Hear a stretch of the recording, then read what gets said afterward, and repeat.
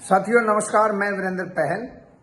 हमने आपको पहली वीडियो में बताया था कि कांग्रेस पार्टी हरियाणा के जो 9 लोकसभा उम्मीदवारों की घोषणा या तो देर रात को 24 तारीख को 10 बजे रात को करेगी या फिर 25 तारीख की रात को करेगी। और आज 25 तारीख है। 25 तारीख की रात को आज कांग्रेस पार्टी ने हरियाणा के जो अपने 9 लोकसभा उम्मीदवार थे उनमें से 8 उम्मीदवारों की घोषणा कर दी है। जैसा कि हमने आपको ये भी बताया था कि हरियाणा के अंदर जो नाम है, कौन सी लोकसभा से कौन उम्मीदवार उतरेगा, उनमें ज्यादातर वही नाम है, लेकिन इसमें कुछ आश्चर्य और चौंका देने वाले नाम भी उतारे गए हैं। और इस पूरी लिस्ट में अगर आप देखेंगे तो लगभग वही आदमी, वही चेहरे उतारे गए हैं जो चौधरी भूपेंद्र सिंह हुड्डा के दिए हुए नाम थे। तो इस लिस्ट से कहीं ना कहीं कांग्रेस शीर्ष नेतृत्व ने ये मैसेज हरियाणा की जनता को दे दिया है कि न केवल लोकसभा बल्कि विधानसभा चुनाव में भी कांग्रेस पार्टी चौधरी भूपेंद्र सिंह हुड्डा के चेहरे पर आगे बढ़ेगी, उनके ऊपर विश्वास करके बढ़ेगी। उनके नेतृत्व में ही लोकसभा और विधानसभा चुनाव कांग्रेस पार्टी हरियाणा के अंदर लड़ रही है। और सोनीपत लोकसभा की जो बात थी, यहां से लगातार पूर्व विधानसभा स्पीकर कुलदीप शर्मा और सुरेंद्र दैया मुकाबले में बने हुए थे। पहले बहुत सारे नाम थे लेकिन लास्ट में ये दोनों बने हुए थे। लेकिन अंतिम समय में जो एक नाम बहुत जोर शोर से चल रहा था, सतपाल ब्रह्मचारी चौधरी भूपेंद्र सिंह हुड्डा के सिपे सलार माने गए हैं और अंतिम समय में सोनीपत से सतपाल ब्रह्मचारी के नाम की घोषणा कर दी गई है। रोहतक के अंदर जैसा कि सबको पता था, रोहतक का इकलौता लाल है, लाडला है, जो दिन रात उनके घरों में जा करके उनकी दुख दर्द को समझ रहा है, उनकी पीड़ाओं की आवाज उठाने का काम कर रहा है, हर घर में जाकर के दस्तक दे रहा है।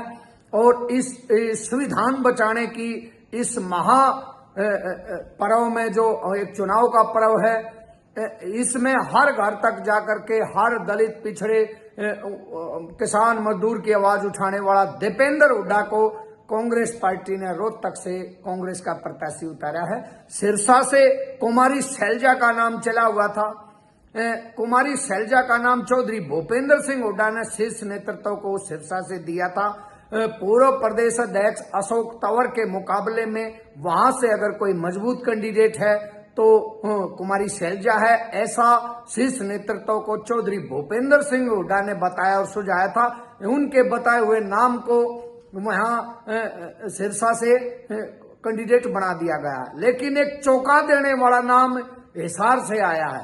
हिसार से जो सिटिंग एमपी बीजेपी को छोड़ करके कांग्रेस में आए थे ब्रजेंद्र सिंह जी, उनके नाम की जोरों शोर से चर्चा चली हुई थी।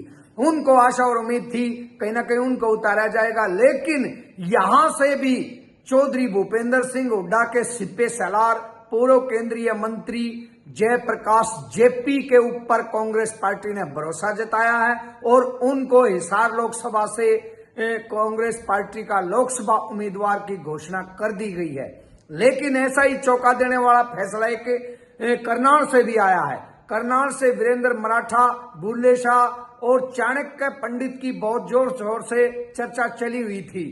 इन तीनों को ही टिकट कांग्रेस पार्टी ने वहां से नहीं दिया है और कांग्रेस पार्टी ने एक जुझारू, संघर्षशील और युवा चेहरे को मनोहर लाल खट्टर के बराबर में उतारने का काम किया है।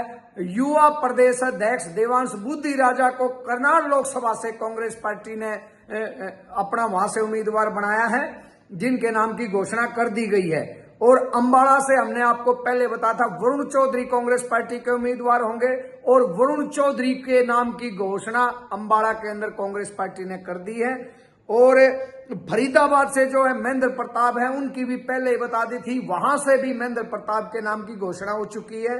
तो ये सभी नाम हम आपको एक बार फिर बताते हैं। अंबाला से वरुण चौधरी, सिरसा से कुमारी शैलजा, हिसार से जयप्रकाश, करनाल से देवांश बुद्धि राजा, सोनीपत से सतपाल ब्रह्मचारी, रोहतक से दीपेंद्र हुड्डा, भिवानी महेंद्रगढ़ से श्रुति चौधरी और किरण चौधरी लगातार दिल्ली दरवाजे पर भागदौड़ कर रही थी, लेकिन वहां से भी राव दान सिंह जो चौधरी भूपेंद्र सिंह हुड्डा के कैंडिडेट है, उनके नाम पर मोहर लगा दी गई है और राव दान सिंह को भिवानी मंदरगढ़ लोकसभा से कांग्रेस पार्टी ने अपना उम्मीदवार बनाया है। और फरीदाबाद से महेंद्र प्रताप और एक सीट जो गुड़गांव की है उसके ऊपर अभी भी सस्पेंस बना हुआ है।